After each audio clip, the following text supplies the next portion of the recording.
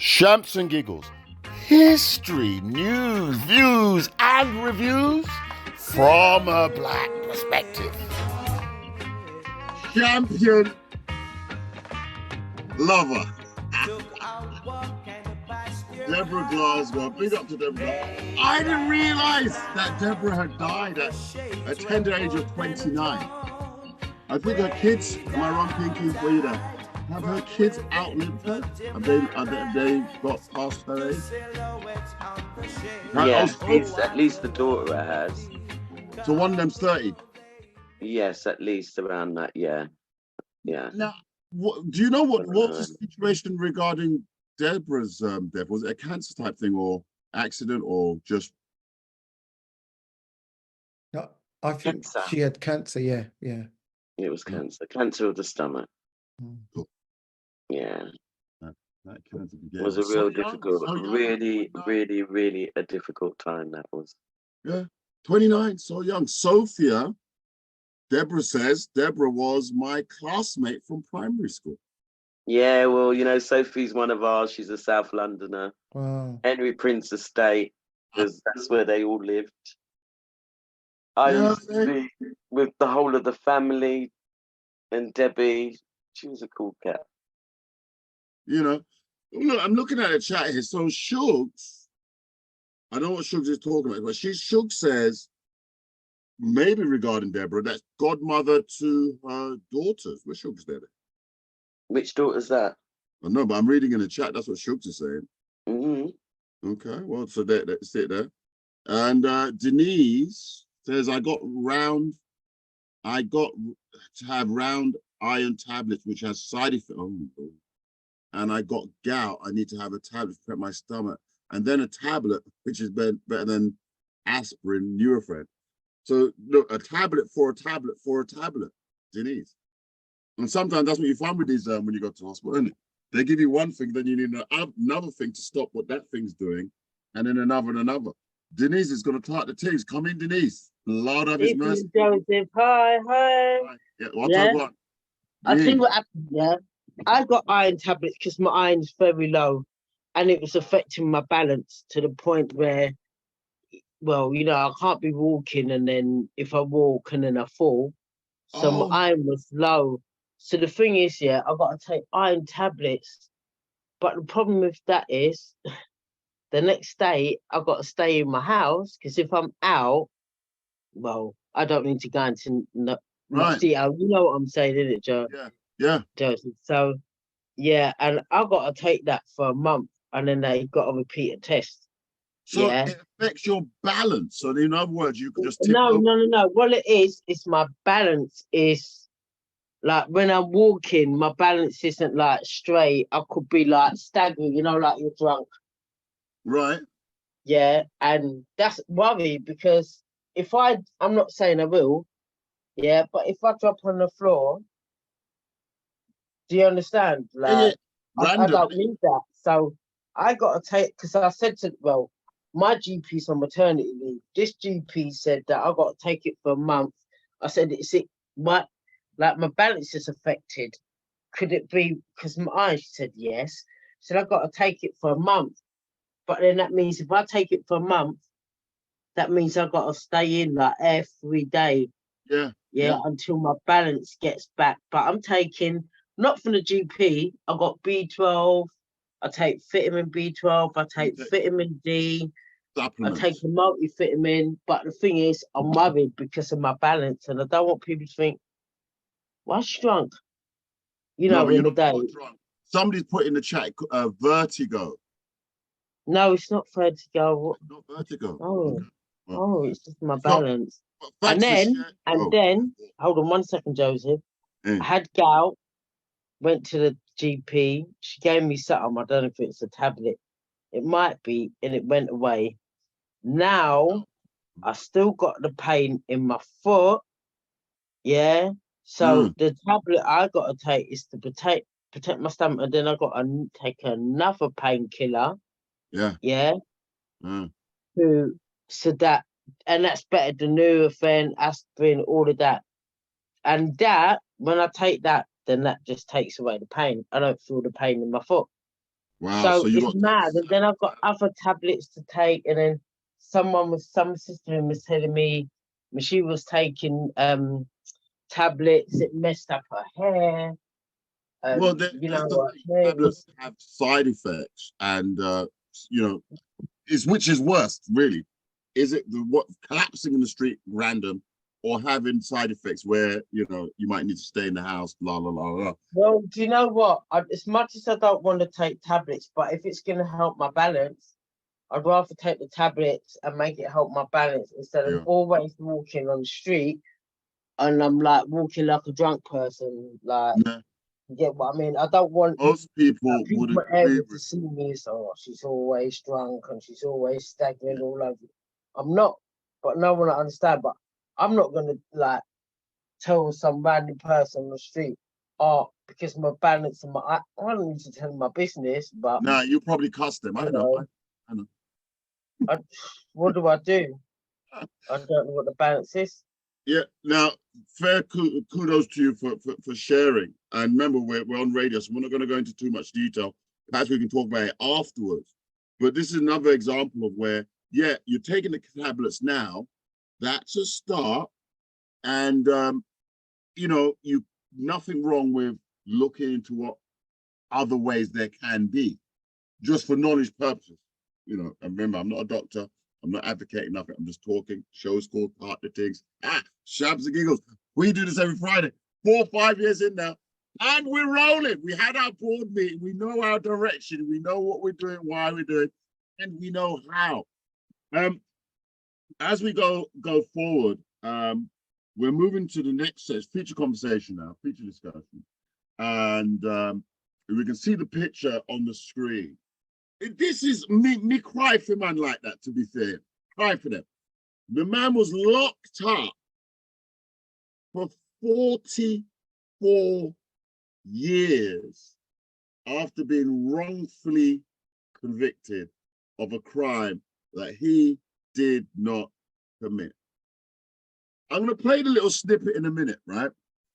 But what you can recall is when we were of those back, if you go back to the 80s, 1990s, people used to get arrested, beat up.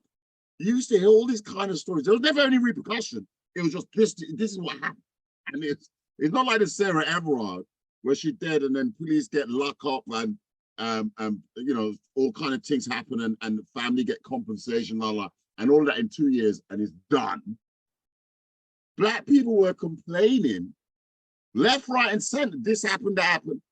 And there was nothing. All Stephen Lawrence dead.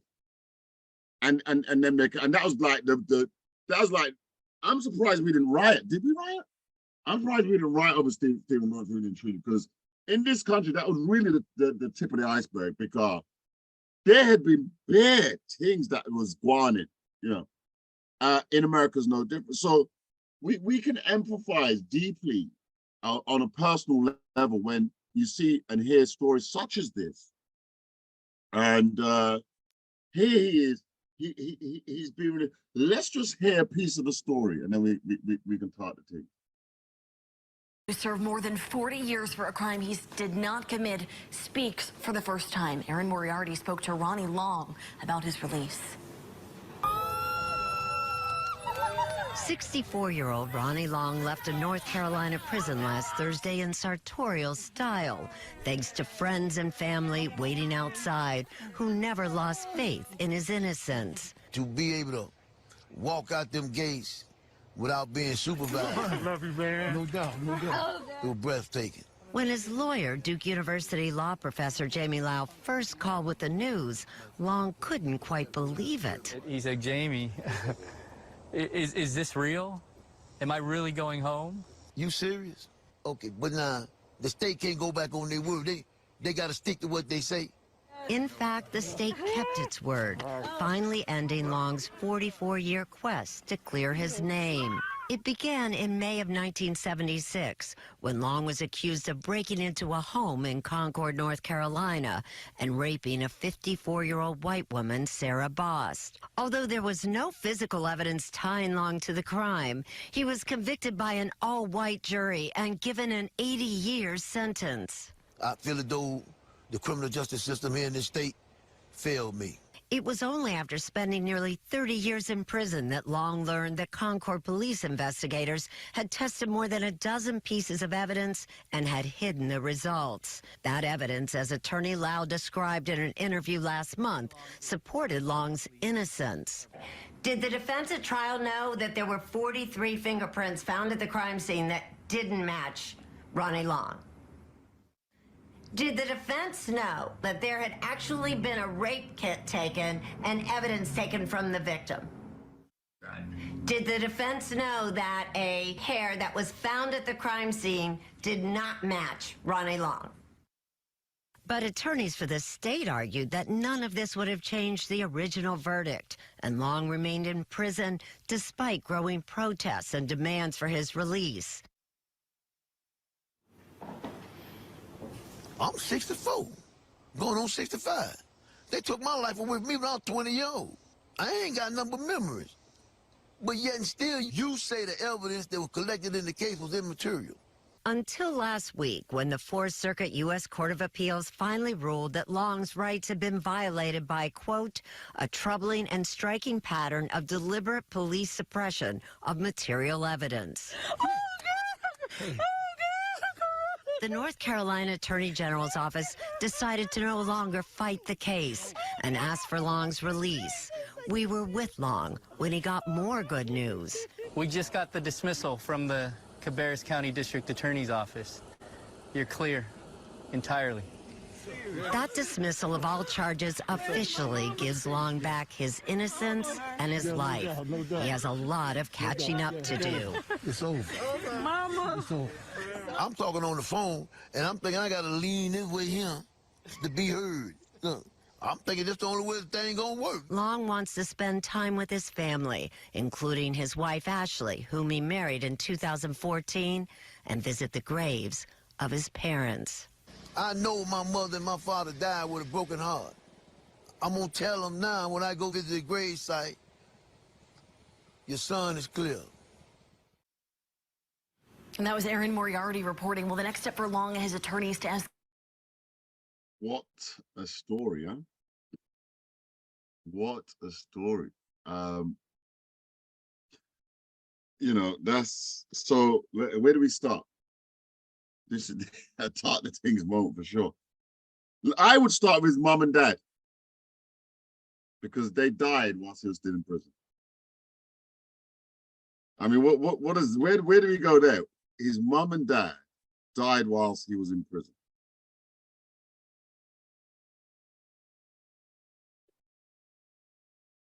Yeah. So I mean, Keith, your hands up. Talk the things. Where do we go? Mom and dad died.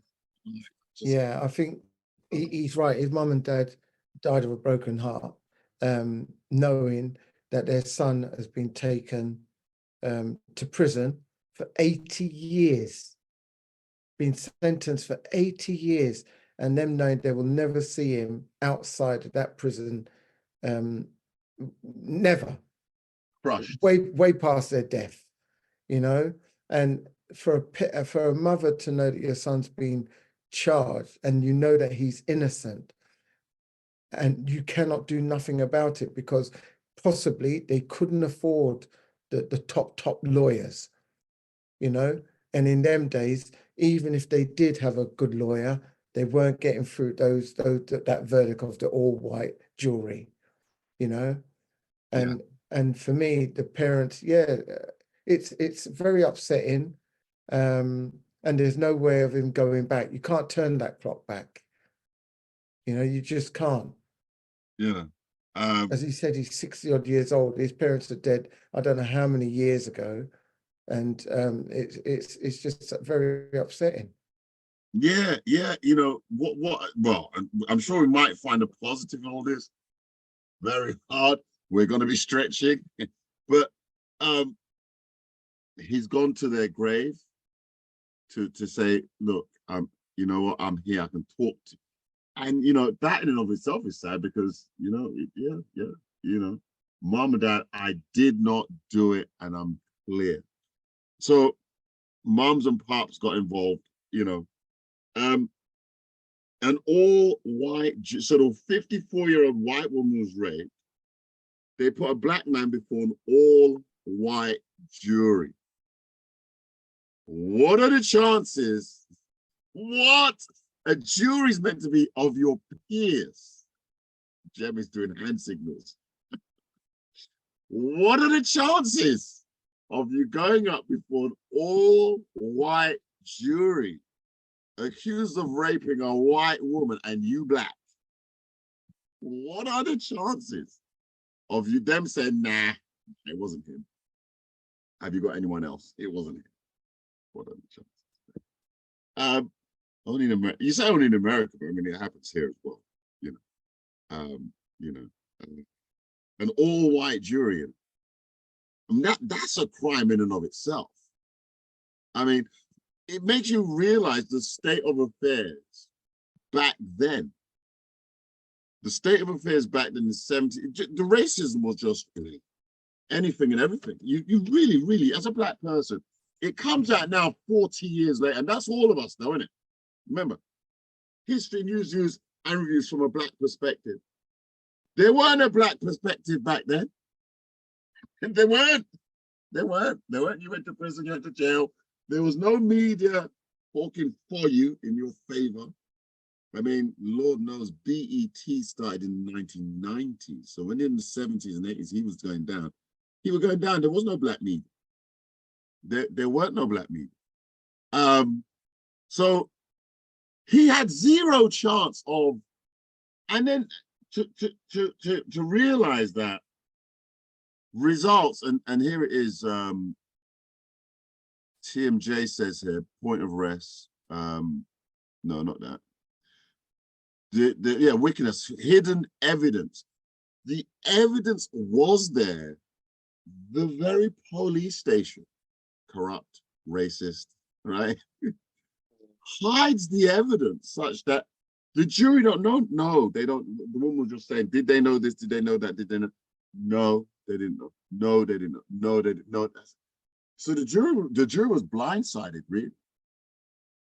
You know, horrible.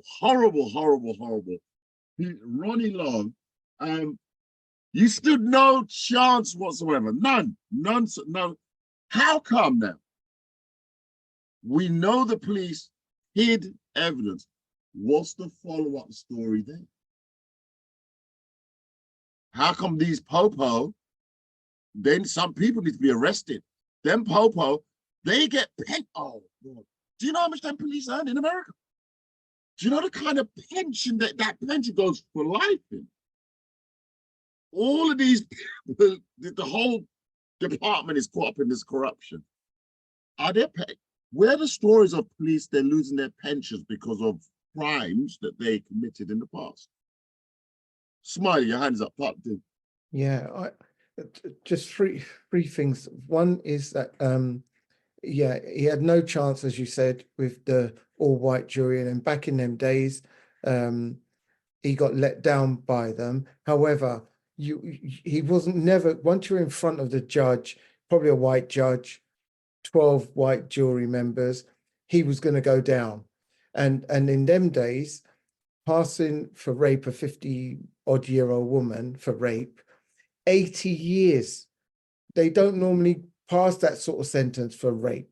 I don't know if you get life, but 80 years, and usually life is like 20 or 30 years maybe, but 80 years for rape, and he's innocent. And that's the sort of level you knew that they meant to do what they were going to do. They were teaching him a lesson to say, you're a black man in front of us.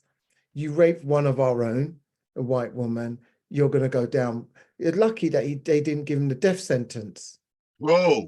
Because there was nothing stopping them doing that back in them days. Yeah. You know? Yeah. They could have passed that.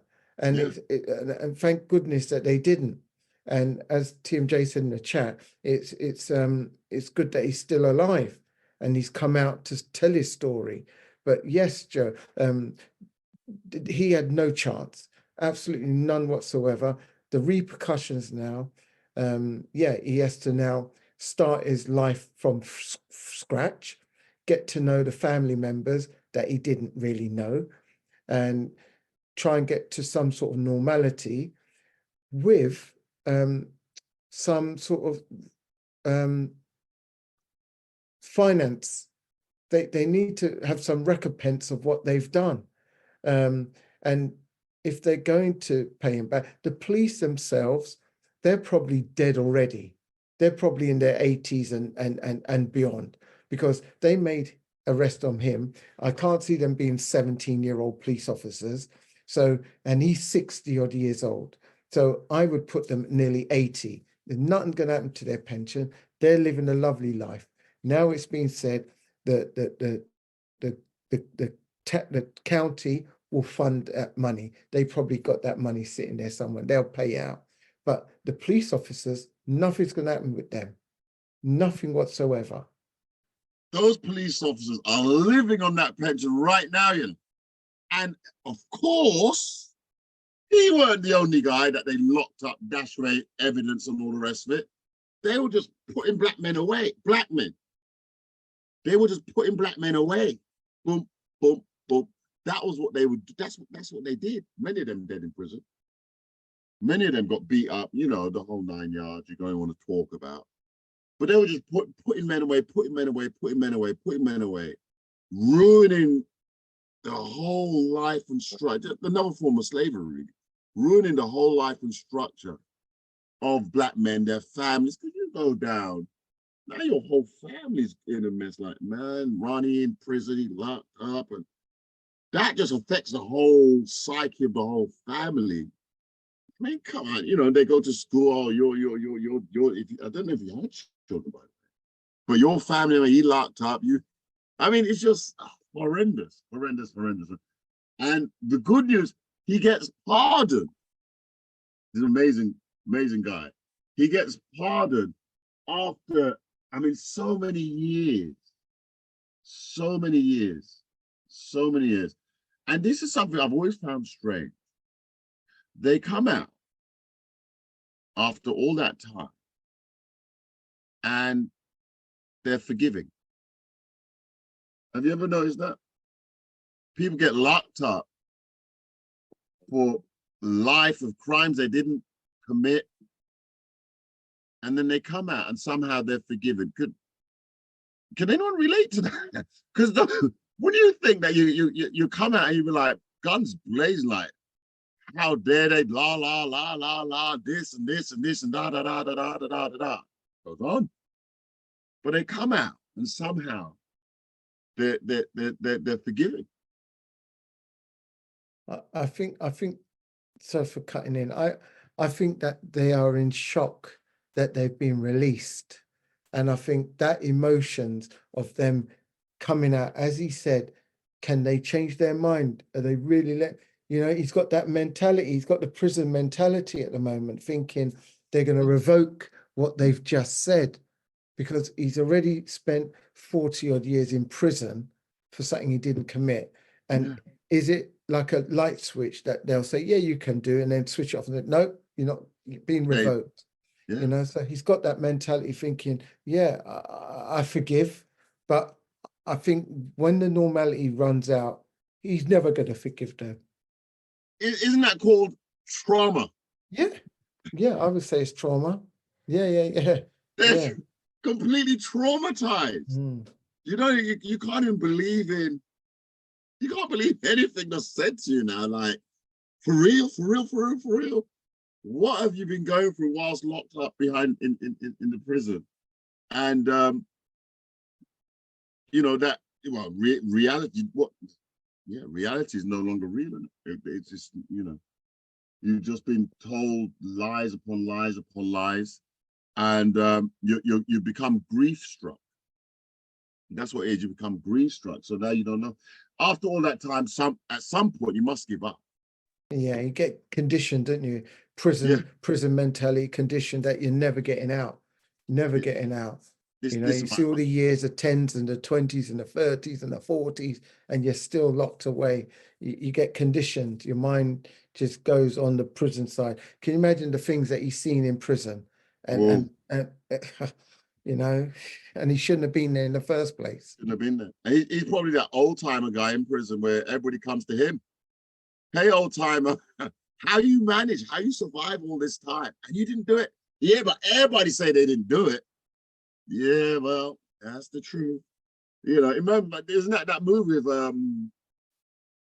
Eddie Murphy and what's his name? And yeah, Life. Yeah, Life. Yeah. Didn't do it. Lifers. Yeah, didn't do it. Didn't do it. Yeah, everybody says that. Everybody says that. Everybody in there. Everybody says didn't innocent. Yeah. You know, and the truth is he was innocent. Yeah. You know, I mean, you could be locked up in there so long that you start to believe that you did it. You know you didn't do it. Well, you start to, because one of the things they tell you is to, you know, when you go to the parole board, they want you to admit you did it for you to get the parole. Do you know what I'm saying? So, and then there's your confession, and now you're definitely locked up. You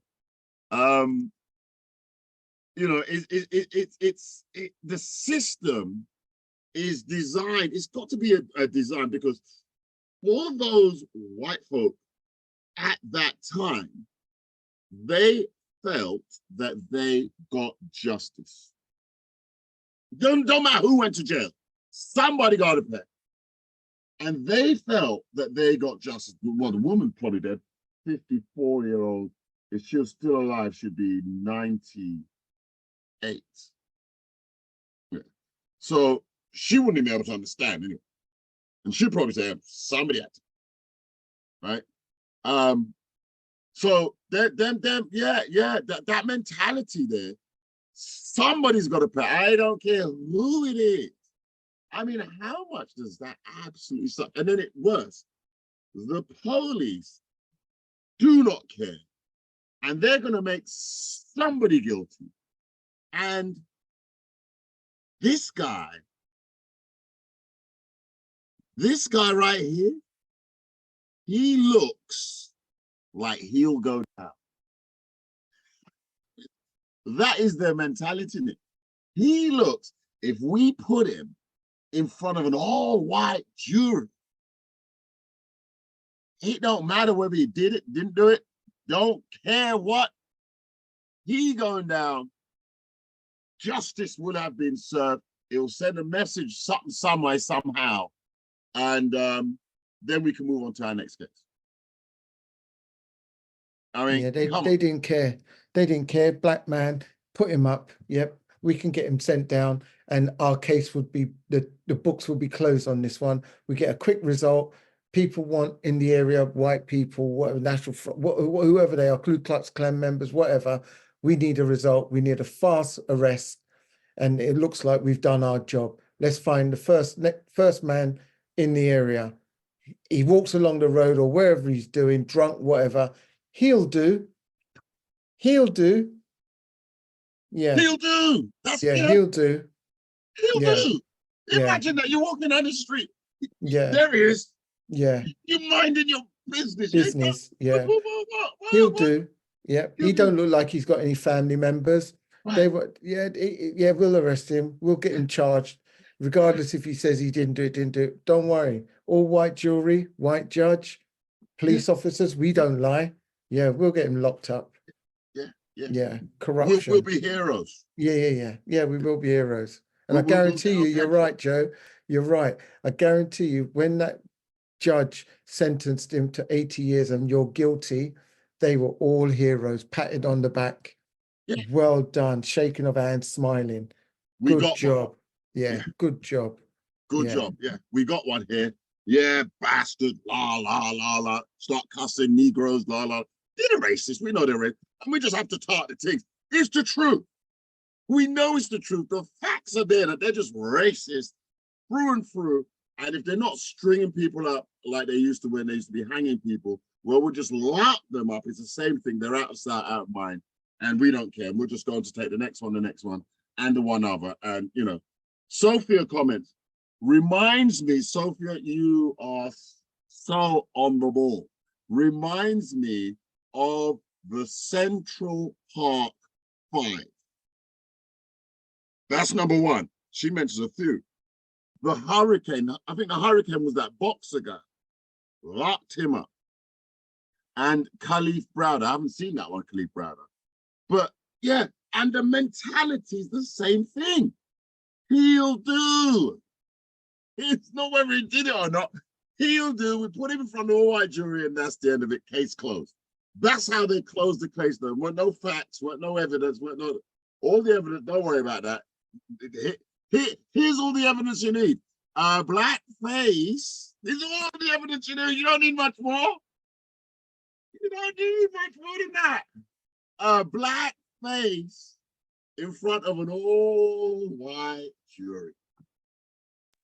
And as you say, Joe, all white jury, and the police officers saying to themselves, we don't need to bring that evidence about other people and the swabs or whatever, the evidence that we found in the room and what we've got, fingerprint. We don't need to bring that to court. Don't even worry about that. We've got him banged to rights is because he's a black man and he's standing in front of us, and we've got him in handcuffs. Don't worry about anything else. We're all right. We've done our job. We're all right.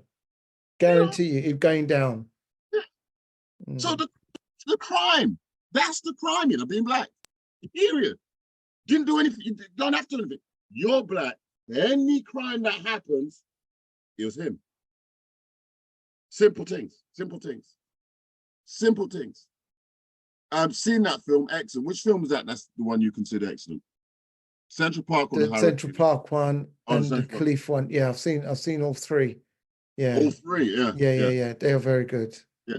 The Central Park 5 was an absolute classic because them boys weren't nowhere near the crime when it happened.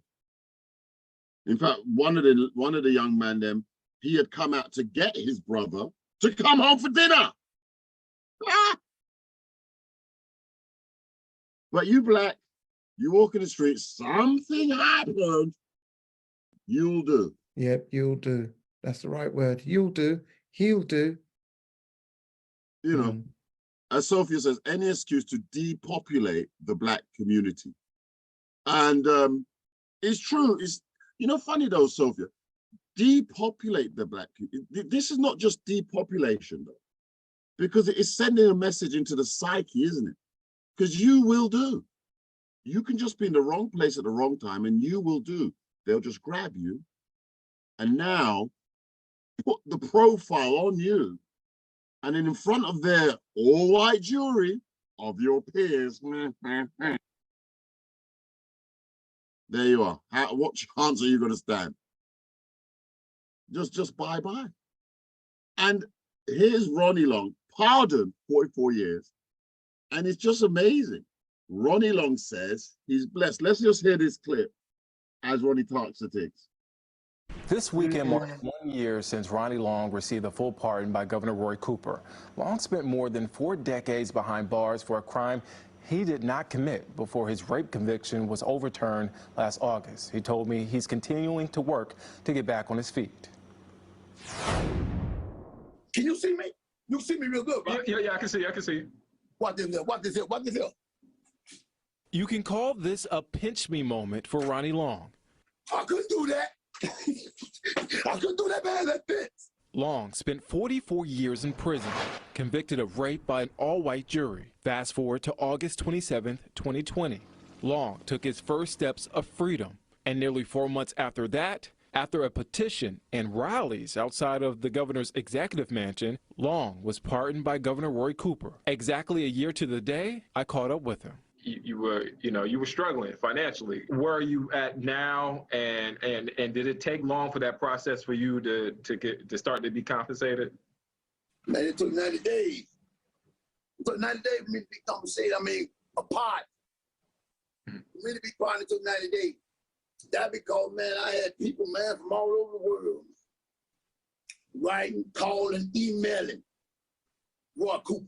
He's eligible for the max of $750,000. In North Carolina, a person who gets a pardon is eligible for $50,000 for each year they were in prison. He says he still has to rely on donations for help, but he continues to put things into perspective.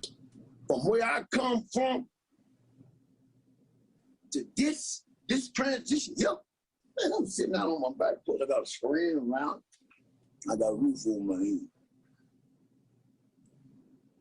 Man, I'm blessed. And Long has been busy. Back in October, he was one of 2 exonerees who got the opportunity to hang out with the Duke University men's basketball team. For more on Long's journey, you can find my story right now on our website or the news app. You know, here's a guy. I don't think he's got the money. I don't think he's got the money yet. Is 50,000 for each year. 50,000. So technically it'll be 2.2 million, something like that. But I think the guy was saying the maximum is 750,000. Yeah, so he's due 700, which, come on now, that doesn't cover for his life, 44 years. If he'd have bought a house in the 1970s, that would be worth more than that. I mean, one house. He probably didn't have children. I don't think he had any children. I'm hoping that he's got siblings, as in sisters and brothers. I'm hoping. They didn't really mention it, but I'm hoping he has. I know there was a lady hugging him, crying on the video that we saw from you. I'm hoping that's one of his family members. But yeah, it's really sad. And I do hope that they do pay him out his money. It looks like he's still waiting because he said he's still relying on donations. But now let's just dip into that mentality, because you heard that he's relying on the. But you see how he got up out the chair and then he went and he came back and he said, like, you see that right there? When he was inside them 4 walls, he couldn't do that. He's sitting on a property, he's got a house, he's got a fence, he's got a yard. I mean, compared to being locked up in prison, let's forget the money. I'd be saying I'm blessed, right? I mean, I can move when I want to move. I can walk to the store. I bet he's still fearful though. I mean, you know what I'm saying? Like, you'll do. He could be walking to the store and they want to jump up on him and say, hey, arrested him for, hey, I didn't do nothing. Times have definitely changed now, of course. But the fear, because you've been away 44 years, how long is it going to take? 1 year in, okay, you're blessed on your porch. How long is it going to take for him to settle back into society where you actually really, really do feel free? I mean, I couldn't imagine a guy going to an airport.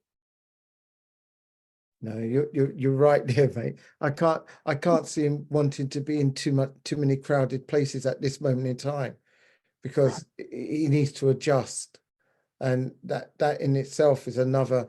So his whole being and his whole mental psyche has to change, because as far as in his mind, 7 o'clock or 8 o'clock, lights are out. Right. You can't go. You can go toilet if you want to do something. You do it in your room. You want to shower. You're watching your back just in case you've upset someone. See, all of that. You know, he's now got to retrain. It's like he's re-educating himself. You know. That's right. He's got. Yeah. Yeah, he's got to re-educate himself. Things you can't even think of, just the basics. So yeah. Would he go carnival? You see all them police around. Oh no, you ain't going to the carnival. They're charging for something else for being there. Yeah. You know, you're jaywalking or whatever. Sorry, mate, you're not supposed to be here. Yeah. You know, a man like that, I wouldn't even ask police directions. Like, how do you go? No, sir, I wouldn't even ask them directions. If I saw the police, I'd probably be that guilty, because I'd want to hide from them, because it's the police that arrested. And when you learn of the case, deliberate police suppression of evidence. So they got stuff, they're not bringing it out. I mean, who does that? Yeah. I mean, I'm surprised that they found those documents, as you say. I was shocked that the lady said that there was evidence, all these documents about fingerprints, other evidence that they found on site and so on. I'm absolutely surprised that the police officers at that time didn't burn it in them days, didn't have shredders. So I'm surprised that they didn't burn it. you know what? I don't know what they did, and it's true because that evidence back then was all paper evidence. It's not like now it's on a computer, it's a file, it's a digital file stored somewhere. It's all paper evidence. So where do you carry, where do you put that? Right, where do you put that? And yeah, they could have, but you know, the other side of the coin, when you say that is, they've put so many people behind bars. So if they're going to start shredding, where do they start? That is true. Yeah, because they so much false evidence. Yeah, where do they start shredding? And what name did I send to prison 2 weeks ago, 3 weeks ago? Yeah, because they've sent so many. Right. You know, and you know, and so as was mentioned, the Central Park 5 hurricane, all these people. The thing is, for those who've seen the Central Park 5, it's not that, it's Innocence Files. Has anybody seen the Innocence Files on, I think it's on Netflix, the Innocence Files. So look, Shugs is mentioning he has a son who was 3 when he went to jail. Oh, he did have a son. So he had a son. Wow. Who was 3. So now you just he was in prison for 44 years. Yeah, so his son's 47. Yeah. Blimey. That's a whole nother layer to that, because yeah. You know, you're just not there. No. Totally institutionalized. He got 44 years, and as some people say, it's a hell of a long time. You know, and to make that connection back and the bond with your son. I'm praying that the son came to see him in prison for those 44 years. I'm hoping that it was the case. Yeah, during that time. Yeah. Well, interestingly though, which was brought out in the video, he had a wife. Appeared to be the white lady. Yes. But you could get these ladies and these companions, can't you? They befriend prisoners in prison, and they pen pal and whatever. But somewhere along the line, he got married to her in prison, because that's the only way you're going to get married to somebody. No way. Yeah. So these things do happen, because she wasn't in his life 44 years ago. This was recent. Right. This appears to be a younger woman. Correct. You know, and appears that, from 2014. I think, where did I get that number from? 2000. Yeah, no, it was 2000 and something. Yes, that's right. You know. So to me, that was a friendship somehow turned to romance, and she was able to marry him in prison. You know, so the 3-year-old son was 3 when he went to jail, so that's obviously a whole different story. And hearing he finds, I have to big up the woman them who does that, who befriend man them that's in prison, and you know, formulate a relationship. I mean, I don't know how you go, I don't know how that comes to be. Like, I'm gonna find a man that's in prison to be my significant 2014, I understood that he got married. 2014. In 2014, he got married. So So what's it? 2014. So it's 10 years ago coming up. 10 years. So and that's exactly what the lady must have done. Befriended him, and she stuck with him. She stuck with him for the 10 years. So you know, she one of the first people outside the prison. So this is just amazing. Yeah. You know, and big up to them. I wouldn't even know where to start. And there was a show on TV about I don't know what they call it, prison love or something like that. People in prison, and I always thought that it would be the case whereby it's somebody you know before you went in prison, and obviously then it's continued because. But to be in prison and start a brand new relationship, I mean, love knows no boundaries. Love can grow anywhere. Literally, you'd think if you're locked up, you're done. I mean, especially if it's 80 years, you yeah, finish. Yeah. And also, who's going to believe me?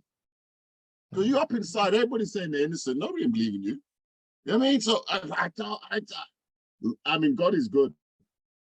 Now, yeah, I think, yeah, you're right. God is good, and God's been good to him, you know, and he allowed him to live and to survive this miscarriage of justice, and he's found love, and he's married, and it seems like she definitely loves him because the way that they look like they embraced each other. yes. And she looked like a young wife too. It must Yeah. So he's happy. 47, 49, somewhere around there. No. And bearing in mind, being in prison is pure man in prison. Yeah. Pure man. Yeah. So, and normally you're only seeing the men when they get visitors, it's a woman come in with their children and he's there on his own and blah, blah, blah. So him getting a woman, a lady companion, and then being married, that changes his life. But you know, his mentality. I'm talking to Teaser. You don't say though that some of the women ever say that there's a man shortage out here, or what a man they're locked up. Oh, right. This is an example of you know, a man can look man in a prison. And sometimes the man them in prison can be legal. Yes, that's correct. They just wrongfully accused. So there you are, Claire T knows it. Look, Love Behind Bars. He's on Netflix. He's on. I mean, So some of the ladies that are listening want to come find love.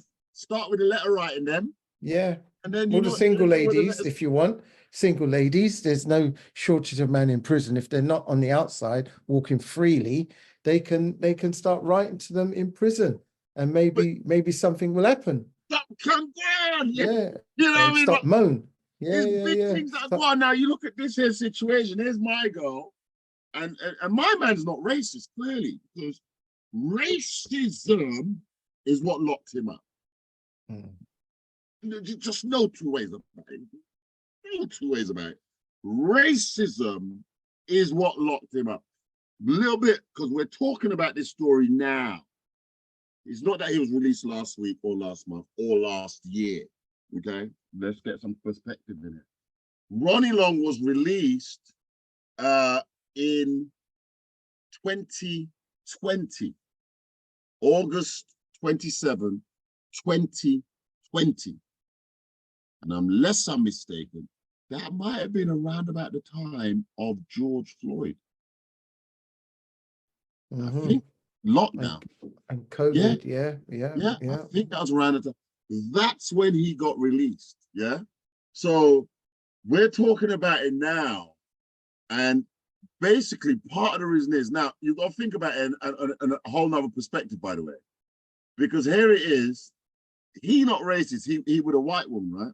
White woman find my man behind bars, love him up, marry him, the whole night. When he was down and out, degger, however you, I mean, really, what was his mental condition, disposition, all the rest of it, back in 2014, where he at that time spent 30 plus years in prison. Much, and he's going doing an 80-year stretch. So along comes this white woman like, okay, I can understand. Everybody has their issues and drama, right? Yeah. She shows empathy, understanding, commits to this here man. I'm sure she played a part in him being released, by the way, because somebody had to keep up the campaign. Remember, when Nelson Mandela was locked up in prison for all them years, somebody had to keep the campaign going. Winnie. No Winnie that sing Free Nelson Mandela. You know what I mean? Somebody had to keep the campaign going. So as it turns out, whereas the previous caption we just read, I'm going to play this one, yeah. The 50,000 per year would have entitled him to 2.2 million. And the guy said that, the reporter said it was a 750,000 maximum. 9 days ago, which is why this is news now, Mr. Man got a $25 million settlement. Let's hear the clip and see what one he has. Welcome back. The city of Concord will have to pay out a record civil settlement for its part in wrongfully convicting Ronnie Long. You'll remember Long spent 44 years in prison for a rape he did not commit after detectives and prosecutors hid evidence that could have proven his innocence. Our cameras were there the day he was released from prison. Now he just won a $25 million settlement. The city also issuing the 68-year-old a formal apology. WCNC Charlotte's Michelle Bowden has been following this story since the beginning and has the very latest, all new at 11. This is the biggest settlement in North Carolina's history for a wrongful conviction, one of the biggest ever in the U.S. But Long says it's the apology, something that's very rare in these cases, that means so much. It has been a long time coming. Ronnie is relieved. He is relieved that finally there is a public recognition and an apology of what was done to him and his family. Ronnie Long was just 20 years old and living in Concord when, as a young black man, he was accused of raping a prominent white woman. Police built a bogus case, lying on the stand, hiding evidence that proved his innocence and tampering with the jury. Not only did law enforcement officers lie, but prosecutors were engaged in an active campaign to ensure that despite the evidence of Ronnie's innocence, he remained incarcerated all these years, well past the time it was obvious that they had a wrongful conviction. In August of 2020, Long was exonerated and freed after 44 years in prison for a crime he didn't commit. The governor pardoned him and the state compensated him just $750,000. He told us then it wasn't nearly enough. North Carolina intentionally put me in the penitentiary. And you tell me still $150,000? It worth 44 years of my life? Long filed a civil suit last year, and now the city of Concord is paying up with a record-setting $22 million settlement and an apology. Here, the city of Concord really owned up to the past misdeeds of city employees, which is really remarkable. I don't know of any other case where a municipality has issued such an apology as part of a civil settlement. As part of the settlement, the city of Concord, quote, acknowledges and accepts responsibility for the significant errors in judgment and willful misconduct by previous city employees that led to Long's wrongful conviction and imprisonment. The State Bureau of Investigation is also paying out $3 million, making the $25 million settlement the biggest in North Carolina's history for a wrongful conviction. I think the message it sends is that both the city and the State Bureau of Investigation recognized that there was significant harm done here. And although money can't fix it, I think symbolically, when it's a large number like this one, I think that sends an equal message of apology. Does the number sort of indicate how egregious the case was? I think it's a big indicator of how egregious this case was. We're told Long should actually have a check in hand this week. We've spoken with him and his family. They are relieved, and we hope to sit down with them on camera in the coming weeks. Back to you. Wow. Check. A check. Put the money in my bank account. A check. That's a city check, though. That bad boy's gonna clear. Everybody's taxes is going up now. Everybody's gonna pay more tax. I mean, oh boy. Come on, fire tablet. Maybe the story couldn't unfold because of the courts, etc. Well, they were hiding information. So, right, if they're suppressing the facts and the evidence, there's not as the thing said, the city employees, that the prosecutors, the police, everybody that's involved in it, Yeah. Yeah. Yeah. Racket at that point. It's just Yeah, the racket. He will do. And they're all in it. Yeah. And they didn't even mention, you see the quote, it said members of staff or city staff, or they didn't say police officers, it didn't say prosecutors, and it didn't say nothing like that. It just said members of staff, like, oh, we apologize for the staff, but they were highly paid staff, professional bodies that did this injustice, you know. But I'm glad that they paid out that amount of money. And no, it doesn't fix what he's missed 44 years of his life. However, it will help compensate, and it will help the family for future when he's not around. Man. You know? It obviously 25 million will put a smile on anybody's face. I mean, your face can't be that fixed. Bear in mind, he had come out and he had said that he was blessed just being out in a house, having a yard where he can get up and walk back and forth. And a roof over his head, yeah. A roof over his head. He couldn't do that. He couldn't do that before. All that time. All that time. Stated. So a year ago, so he's got his 750,000. And then a year ago, he filed for more. You know, who can say he's not due anyway? I mean, who can argue? He was due that money. I think offering him $750,000 was an insult. And they probably thought, yeah, you're old, you're not gonna ask for any more. You'll take it. But come on now, as he said, 44 years of his life, and you want to put on the table 750,000. Come on, 44 years. Come on now. Yeah, I thought he was going to say some other words, but he was good to hold it back. But as you go into it, you think he served the time inside, but then there were those outside, his family, that had been campaigning for him, for his release, having to show up to trials and this, that, having to petition, send letters. He said emails, the letters were coming in, phone calls, were calling the governor saying, hey, what's going on? Yes. Right. Everybody happy right now. Yeah. Everybody happy right now. I'm sure he knows who was there in his life, and we're going through him with it. I'm sure that 25 million is going to help out some other people in that. Yeah, it will help out his son, and as Shug says in the group, in the chat, is he missed his son. It will help support his son now. And I'm sure that there must be some legal costs, because I can't see those barristers and lawyers doing it for nothing. I know some of them do. I don't know if you're found when you get you get some sort of, if he gets compensation, they're going to take a nice fair amount. So so they're due to be paid. But as he said earlier in his interviews, that he was struggling to pay bills and to pay, so it just shows you the level of debt, or the family put themselves in debt to help him get out. So it's only right that they get their recompense. But to get a wrongful conviction overturned takes a hell of a lot of work, because you got to go back to that time. Who were the people around then? Then you got to go and find them.